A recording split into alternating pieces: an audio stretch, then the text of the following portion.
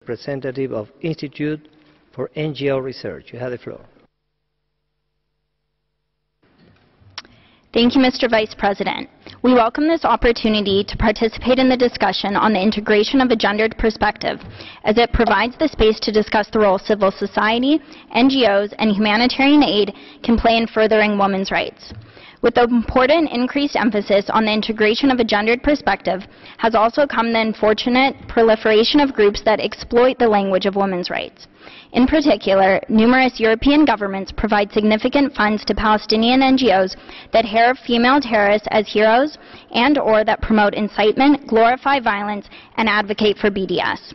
For example, a government-funded NGO was involved in the naming of a women's center after the terrorist Dalal Mughrabi, who was responsible for the death of 37 Israeli civilians, including 12 children, in a horrific 1978 terror attack. NGOs also glorified a Palestinian female teen who was convicted for assaulting a soldier, incitement to violence, and at least 9 other charges. In another example, the UN Special Rapporteur on the Arab-Israeli conflict included an NGO activist that regularly posts virulently anti-Semitic and violent imagery on social media in his list of human rights defenders in his March 2017 report to the Council.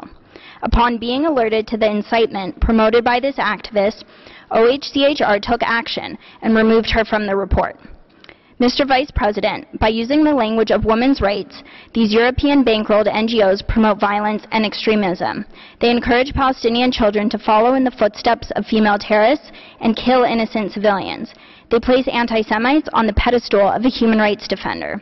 And crucially, they do nothing to further and integrate the true values of women's rights that we are discussing here today.